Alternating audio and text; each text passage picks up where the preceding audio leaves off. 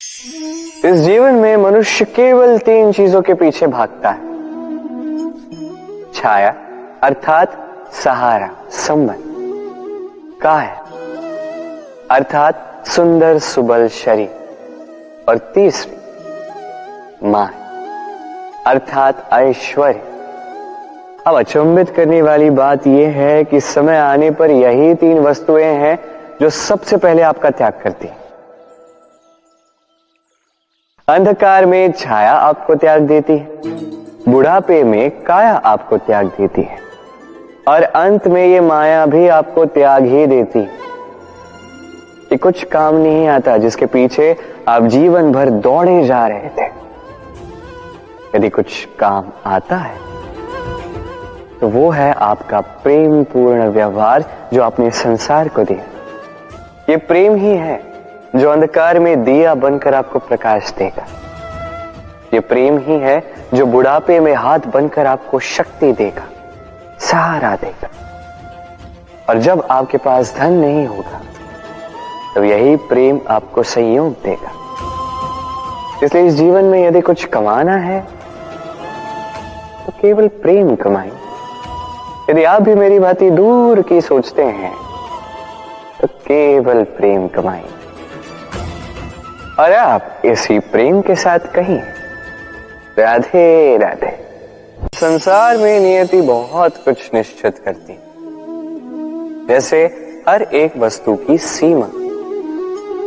शरीर से जाने वाला जल, उसकी सीमा भी ये नियति निश्चित कर चुकी है। कैसे? देखिए, यदि आपने उचित समय पर परिश्रम करके अपना पसीना नहीं बहाया तो कुछ समय पश्चात आपको अश्रु अवश्य बहाने होंगे।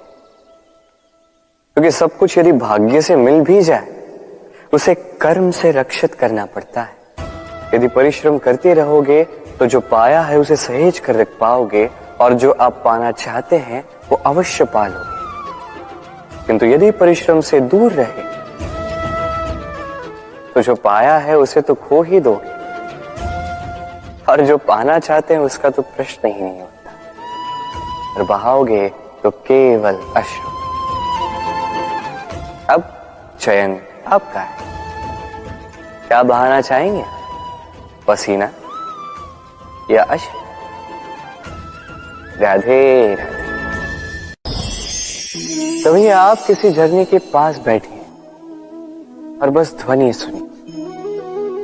हाँ, वो ध्वनि मन को शांत ही कर देती है, हम एक आनंद सा भर देती है। तो इसे मैं कहता हूं नैसर्गिक संगीत। कभी सोचा है ये संगीत उत्पन्न करने के लिए जल को कितने परिश्रम करने पड़े, क्या कुछ करना पड़ा? सोचिए वो जल कहां कहां से गिरा होगा, किन किन चट्टानों से जाके टकराया होगा, कैसी तीक्ष्ण रेखाओं का सामना किया होगा, उसे कैसे लांघा होगा, अपने तन में समाहित उन पत्थरों से कैसे संघर्ष किया होगा, कैसे आगे बढ़ा होगा। सोचिए ये सब होने के पश्चात ही ये संगीत सुनना संभव था। ये झरने का ये सुंदर संगीत आपके कान तक कभी पहुंचता ही नहीं यदि उस जल का विरोध करने वाले पत्थर ना होते। इसका तात्पर्य क्या है? तात्पर्य एक ही है, इन बाधाओं का सामना करें, इनसे दूर ना भागे। क्योंकि ये बाधाएं ये नैसर्गिक है, सभी के जीवन में ये बाधाएं आती हैं। इनका सामना करें, जीवन में आगे बढ़े। और आप भी स्वयं से उत्पन्न कीजिए ये नैसर्गिक संगीत, और इस संसार में फैलाइए शांति और प्रसन्नता। राधे राधे। इस पुष्प को देख रहे हैं आप? कितना सुंदर है ये पुष्प। हर कोई चाहता है कि ऐसे किसी पुष्प को वो अपना ले, अपने पास रख ले। अब सोचिए पुष्प को ये जो सम्मान मिलता है ये किस कारण से मिलता है? केवल इसलिए कि ये सुंदर है? चलिए आपको कुछ समझाता। ये पुष्प जब डाली पर होता है सुगंध से हमें आकर्षित करता है। इसी पुष्प की यदि आप माला बनाओ, किसी मूर्ति पे चढ़ा, तो यह आदर का प्रतीक बनता है। अब यही पुष्प यदि आप शैया पे बिछा दो तो आप वो दृश्य देखकर, आप उस सुगंध से आपका मन प्रफुल्लित हो जाएगा। किंतु सोचिए, यही पुष्प यदि ये आप अर्थी पर सजाते हैं तो इस पुष्प का कोई सम्मान नहीं करता। कैसी बात है? वही पुष्प है, इस परिस्थिति में इसे सम्मान मिल रहा है, इसमें नहीं मिल रहा। क्यों? क्योंकि यही छिपी है एक महत्वपूर्ण सीख।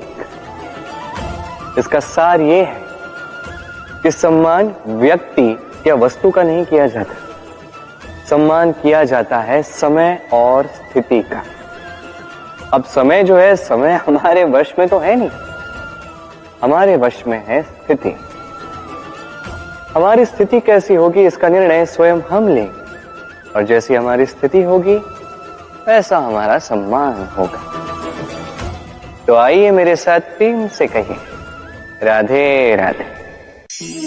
सफलता, सफलता कौन नहीं पाना चाहता?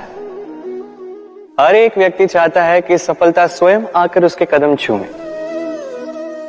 अब सफलता कदम केवल उनके चूमती है जिनके पांव धरातल पर होते हैं,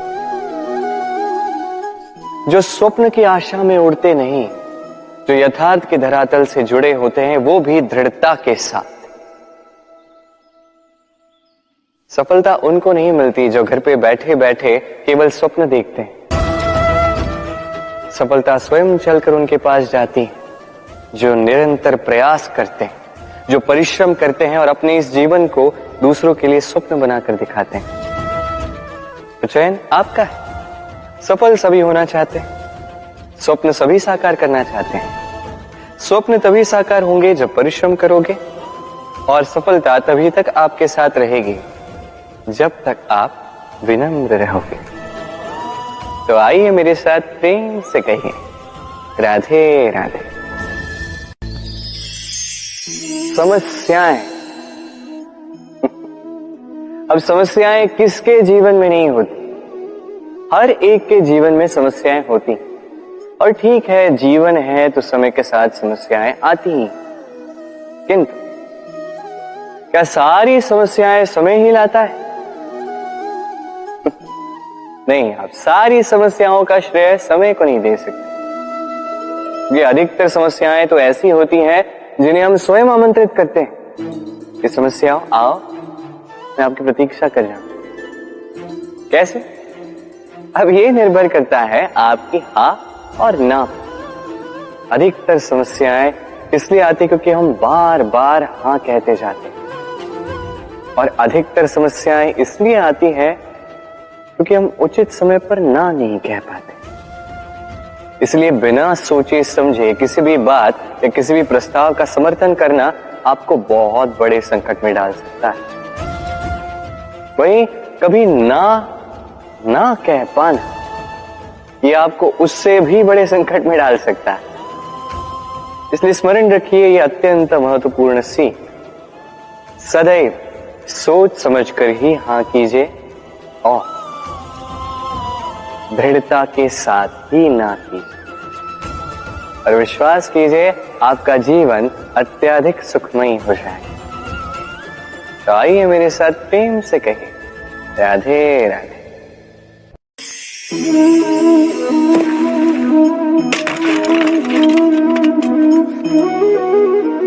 ये क्या हुआ? मुझे ठोकर लगते ही ये हाथ से छूटकर गिर क्यों गया, टूट क्यों गया? अब आप कहेंगे ये तो ऐसा ही होता है इस जीवन में, इस संसार में। ठोकर लगने के पश्चात हमारे हाथ जो भी होता है वो छूट जाता है, जो बनता है वो टूट ही जाता है। किंतु क्या ये सत्य है? आपको एक बात बता देता हूं, ठोकर खाकर गिरने के पश्चात संसार की कोई भी वस्तु भले हाथ से छूट जाए, सफलता अवश्य आती। चाहे कितनी भी बुरी तरीके से आप गिरे हो, ठोकर खाई हो, भविष्य अवश्य बनता है। क्योंकि ये ठोकर, असफलता, ये कठिनाई, ये हमें ऐसे निखारती है जैसे अग्नि स्वर्ण को। इसलिए जीवन में केवल आगे बढ़ते जाए, दृढ़ निश्चय के साथ बढ़ते जाए और ठोकर खा